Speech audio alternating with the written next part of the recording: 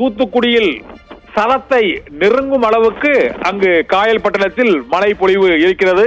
இதனால் தாமிரபரணி ஆற்றில் வெள்ளப்பெருக்கு ஏற்பட்டிருப்பதால் வழக்கமாக ஏரல் பாலம் துண்டிக்கப்படும்.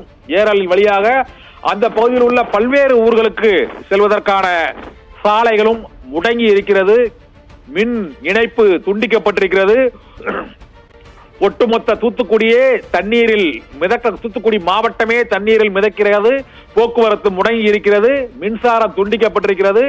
சென்னை போன்ற பெருநகரங்களில் புயல் உருவாகும் போது ஏற்படக்கூடிய நிலையை விட 3 மடங்கு அதிகமாக திருநெல்வேலி மற்றும் தூத்துக்குடியில் இப்போது மழை பொழிவானது அதிகரித்துக் கொண்டே இருக்கிறது. காயல்பட்டினத்தில் சதத்தை நெருங்கி கொண்டிருக்கிறது. 94 சென்டிமீட்டர் அளவுக்கு மழை பெய்திருக்கிறது.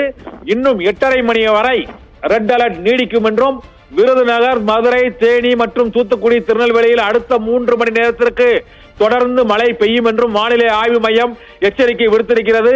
இன்று மதியம் 2 மணிக்கு பிறகுதான் மழை பொழிவின் அளவு குறையும் என வானிலை ஆய்வு மையம் அறிவித்திருக்கிறது. இதனால் தூத்துக்குடி மாவட்டத்தில் முதல் முறையாக, ஏன் தமிழக வரலாற்றிலேயே முதல் முறையாக 150 ஆண்டுகளில் 100 சென்டிமீட்டர் மழைப்பொழிவை சந்திக்கும் மாவட்டம் என தூத்துக்குடி மாவட்டம் அந்த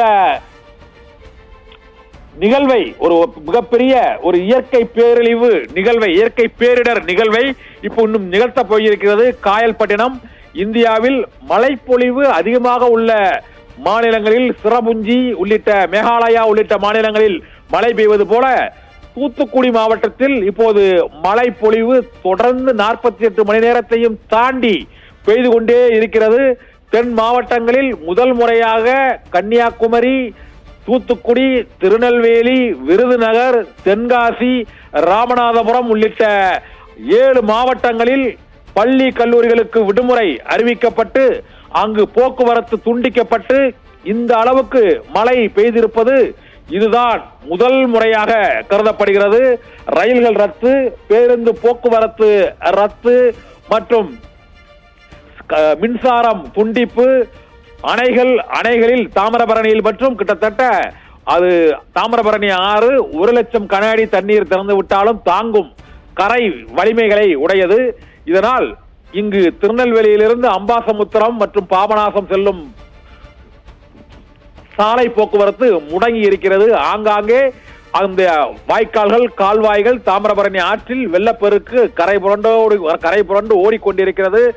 60,000 கன அடி தண்ணீர் அதிகாரபூர்வமாக மாவட்ட நிர்வாகத்தால் அறிவிக்கப்பட்டிருக்கிறது. ஆனால் பல்வேறு கால்வாய்கள் மற்றும் வாய்க்கால்கள், ஆறுகள், சிற்றாறுகள் வழியாக தாமிரபரணியில் இணையும் அந்த மழை வெள்ள நீரால் 1 லட்சம் கன அடி வரை அங்கு தண்ணீர் திறந்து விடப்படுகிற தண்ணீர் அந்த ஆற்றில் கரை புரண்டு ஓடுவதாக கூறப்படுகிறது. மணிமுத்தாறு, பாபநாசம், சேர்வலாறு, காரையாறு இந்த 4 அணைகளிலும் நீர்மட்டம் நிரம்பி வழிகிறது. இதே போல அந்த நிரம்பி வழியும் அணைகளிலிருந்து தண்ணீர் திறப்பின் அளவும் படிப்படியாக அதிகரித்துக் கொண்டே இருக்கிறது.